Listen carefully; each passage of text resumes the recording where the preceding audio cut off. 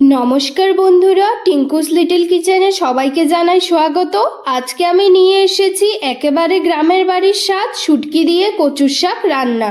এই রেসিপিটা খুবই সিম্পল কিন্তু স্বাদে একদম অসাধারণ। চলুন দেখে নেওয়া যাক কিভাবে সহজেই এই সুস্বাদু রেসিপিটি বানাতে পারি। প্রথমে আমি কচি কচুর শাকগুলো ভালো করে বেছে পরিষ্কার করে ধুয়ে নিয়েছি।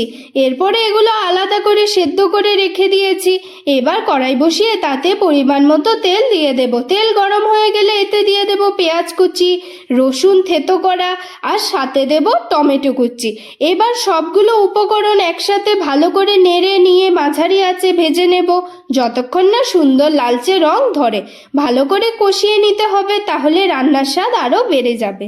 যখন দেখব সবগুলো উপকরণ সুন্দর করে লালচে ভাজা হয়ে গেছে, তখন কড়াইয়ের মাঝখানে একটু জায়গা করে নিয়ে ধুয়ে রাখা শুটকি দিয়ে দেব। শুটকিগুলো ভালো করে নেড়ে মাঝারি আঁচে ভেজে নেব যাতে কাঁচা গন্ধটা চলে যায়। যখন সুন্দর ঘ্রাণ বেরোবে তখন বুঝবেন শুটকি ভাজা হয়ে গেছে।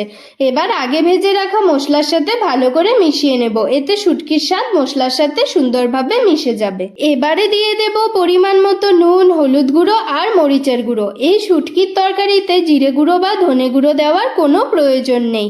তারপর সব মশলা ভালো করে নেড়ে একটু কষিয়ে নেব যাতে মশলার কাঁচা গন্ধটা সম্পূর্ণ চলে যায়। তারপর আগে থেকে সেদ্ধ করে রাখা কচু শাকগুলো কড়াইতে দিয়ে দেব। এবার শাকগুলো ভাজা শুটকি আর কষানো মশলার সাথে সুন্দরভাবে মিশিয়ে নেব যাতে প্রতিটি শাকে মশলার স্বাদ সুন্দরভাবে লেগে যায়। এরপর মাঝারি আঁচে আস্তে আস্তে নেড়ে রান্না করব। এই সময় তাড়াহুড়ো না করে একটু সময় নিয়ে কষাতে হবে, কারণ এতে শাক, শুটকি আর মশলার স্বাদ একসাথে মিশে আরও বেশি সুস্বাদু হয়ে উঠবে। মাঝে মাঝে নেড়ে দেব যাতে নিচে লেগে না যায় এবং সবকিছু সমানভাবে রান্না হয়। কিছুক্ষণ পর যখন দেখবেন শাকের জল প্রায় শুকিয়ে এসেছে, তেল একটু উপর দিকে ভেসে উঠেছে এবং সুন্দর একটা গন্ধ বেরোচ্ছে, তখন বুঝবেন রান্নাটা ঠিকমতো কষা হয়ে গেছে। এবার আমি আধা লেবুর রস চিপে দিয়ে দেব। কচুর শাক অনেক সময় গলা চুলকোতে পারে, তাই অল্প লেবুর রস দিলে সেটা কমে যায়।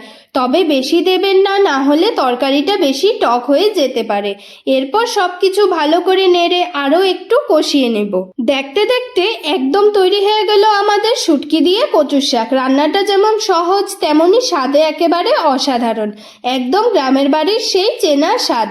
এই রেসিপিটা আমাদের মা ঠাকুমার কাছ থেকে শেখা অনেক পুরনো দিনের একটা ঘরোয়া রান্না, যার মধ্যে লুকিয়ে আছে ভালোবাসা। যারা গ্রাম বাংলার ঐতিহ্যবাহী খাবার পছন্দ করেন তাদের জন্য এই রেসিপি একেবারে পারফেক্ট। খুব সহজ উপকরণ দিয়ে অল্প সময়ে এমন একটা মজাদার রেসিপি তৈরি করা যায় যেটা সত্যি মন ভরিয়ে দেয়। আপনারা একবার অবশ্যই বাড়িতে ট্রাই করে দেখবেন। গরম গরম ভাতের সাথে এই শুটকি কচুর শাক খেতে কিন্তু দারুণ লাগে, বিশেষ করে দুপুরের খাবারে পরিবার নিয়ে বসে খেলে এর স্বাদ আরও বেড়ে যায়। তো এই ছিল আজকের শুটকি দিয়ে কচুর শাকের রেসিপি। আশা করি আপনাদের ভালো লেগেছে।